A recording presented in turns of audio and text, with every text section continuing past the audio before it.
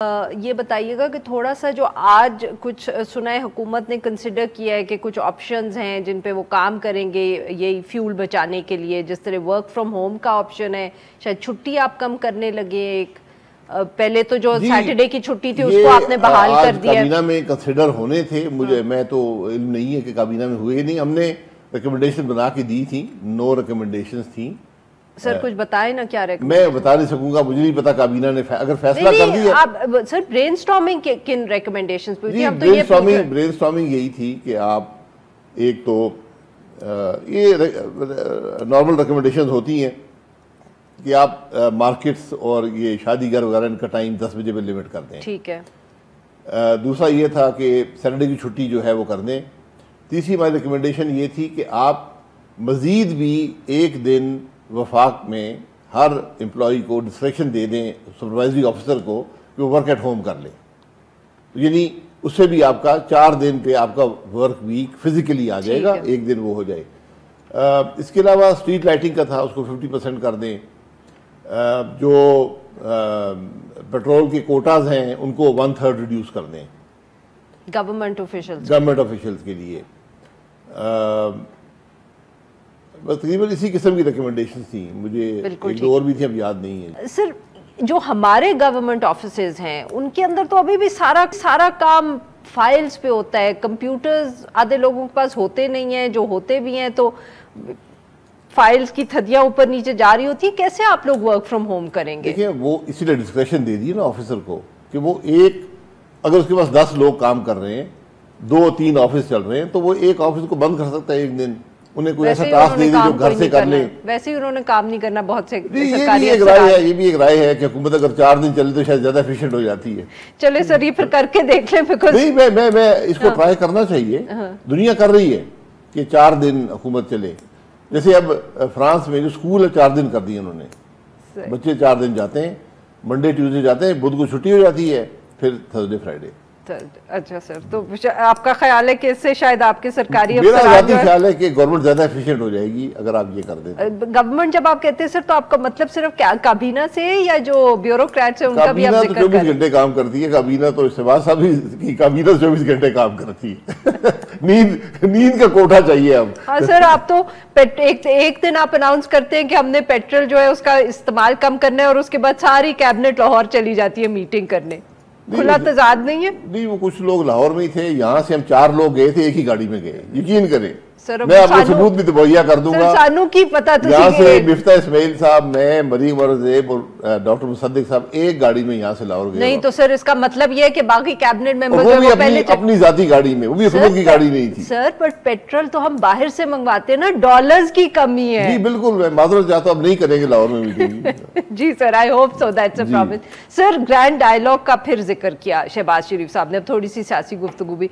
Sir grand dialogue का जिक्र किया शहबाज शरीफ साहब ने। जब आप लोग पावर में नहीं थे तो हमें ट्रूथ और रिकंसिलिएशन की आप गुफ्तगू करते थे, अब आप पावर में आ गए तो ग्रैंड डायलॉग कोई फर्क है? हमने उस वक्त भी कहा है, हम उस वक्त भी कहते थे। शहबाज साहब ने पहली अपनी स्पीच में कहा था कि बैठे चार्टर ऑफ इकोनॉमी बना लें, पहली स्पीच असेंबली के अंदर। अब तो वो ग्रैंड डायलॉग की बात कर रहे हैं। अब ग्रैंड डायलॉग की जरूरत आ गई है, गैर मामूली हालात है। मैं भी 10 दफा कह चुका हूं। नहीं sir, but what's the difference? What I am trying to understand is कि truth and conciliation, charter of economy ना grand dialogue, are they different concepts और you guys are just using different concepts? क्योंकि हालात बदल गए। अच्छा, आज मुल्क में गैर मामूली हालात है। अब जिस अंदाजे से भी उसको देख लें, गैर मामूली हालात है।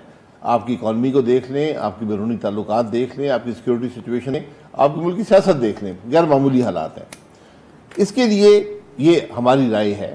शहबाज साहब ये ना मेरी उनसे डिस्कशन हुई है और भी लोगों से डिस्कशन इस पे नहीं हुई, हर एक की जाती राय है कि मुल्क के मामलात को कैसे बेहतर करना है। उसके लिए जरूरी ये है कि जो भी मुल्क के सियासत में, हुक्मरानी में स्टेक होल्डर्स हैं, जो अवाम को जवाब दें हैं, वो जरा बैठें एक टेबल पर और मुल्क के हालात का जायजा लें कि आज हम कहां पर बैठे हैं, कहां खड़े हैं। उनको आगाही हो कि मुल्क कहां पर है, ताकि वो जिस तरह भी असरअंदाज होते हैं मुल्क की सियासत मईशत पर, वो इन हालात का उनको इल्म हो कि हालात कितने संजीदा हैं, ताकि उसके मुताबिक वो फैसले कर सकें। मसलन हमारे मुल्क में इलेक्शन चोरी होते हैं, इसमें मैं ओपनली कह रहा हूं, जब से ये मुल्क बना है हर इलेक्शन में मुदाखलत हुई है। अब आज जो मुल्क के हालात हैं उसमें उस मुदाखलत का एक बड़ा अमल दखल है, हम इसको माने या ना माने। तो हमें शायद ये सबक अब हासिल करना है कि इलेक्शन चोरी नहीं होने चाहिए, अवाम की राय का एहतराम होना चाहिए।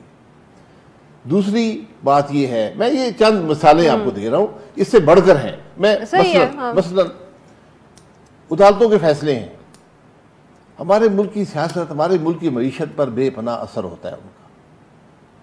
हमें उन फैसलों से हमें सबक हासिल करना चाहिए कि क्या ये फैसले मुल्क के हक में थे सर, या ये तो आप तो सिविल मिलिट्री, सॉरी आपकी बात काटी, बट ये तो सर फिर सिविल मिलिट्री बैलेंस के हवाले से ना, ये पॉलिटिकल पार्टीज का तो इससे कोई ताल्लुक, मतलब कि आप सब तो फिर यू नो शायद you might all be on the same page and there is one party on the other side. Party देखें, पॉलिटिकल पार्टीज तो उनकी जगह तो पार्लियामेंट है ना, नहीं वो वहां पे आके डिस्कशन कर, स्टेक होल्डर की बात करें मैं देखें पॉलिटिकल पार्टीज भी वहां पर बैठ जाएं अगर बैठना चाहती हैं, ठीक है। अगर पॉलिटिकल पार्टी की बैठने की जगह पार्लियामान होती है, लेकिन उससे बाहर भी स्टेक होल्डर्स हैं, हम माने या ना माने, हम आंखें बंद करें तो अच्छी बात है। ये मैं सिर्फ इसलिए कहता हूं कि जो इस मुल्क में फैसले होते हैं, चाहे वो आइन के मुताबिक हैं या नहीं हैं, या किसी के इख्तियार में हैं या उससे बाहर हैं, उसका मुल्क पर असर पड़ता है, उसकी मुल्क की मईशत पर असर पड़ता है। हमें इस बात का एहसास होना चाहिए और अब आज हमें हालात की संजीदगी का अंदाज़ा होना चाहिए, और जो भी कल फैसले हों हम सबको उसकी ओनरशिप लेनी होगी। सर, इलेक्शंस चोरी हुए, आपने बिल्कुल सही कहा, मुदाखलत हुई, आपने बिल्कुल सही कहा। जो वोट ऑफ नो कॉन्फिडेंस हुआ रिसेंटली, क्या फिर उसमें भी इस तरह के एलिमेंट्स शामिल थे? मुझे तो नजर नहीं आए। वोट ऑफ नो कॉन्फिडेंस हुआ उसमें, नहीं तो मतलब कि सारा कुछ होता रहा मगर ये vote of no confidence suddenly सब कुछ ठीक था इसमें? वोट ऑफ नो कॉन्फिडेंस में हमने तो किसी से कुछ नहीं मांगा, जो इत्तेहादी थे वही नाराज थे। आइन के अंदर हुआ, सबके सामने हुआ, ढकी छुपी बात नहीं है।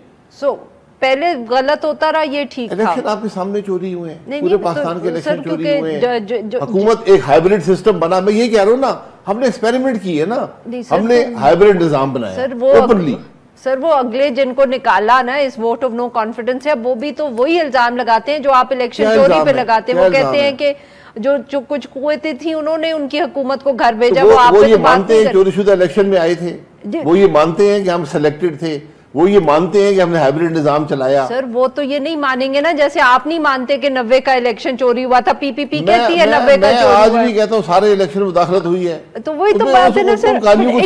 अच्छा चलिए छोड़ दिया, तो फिर आपके ख्याल में शहबाज शरीफ साहब भी यही बात करें जो आप करें? वो तो पता नहीं सेहत, एजुकेशन और इकोनॉमी का उन्होंने जिक्र किया। उसका एक पहलू है कि आप एक पॉलिसी, अच्छा आपका ज्यादा ग्रैंड डायलॉग है, उनका उसका एक हिस्सा है। वो भी इसी चीज की बात कर रहे हैं, लेकिन वो उसके डिटेल में बता रहे हैं कि ऐसी चीजें हो, जैसे आज जो मीटिंग हुई है इकोनॉमी के ऊपर, उसमें सबसे बड़ी बात ये थी कि स्टेबिलिटी ऑफ पॉलिसी होनी चाहिए।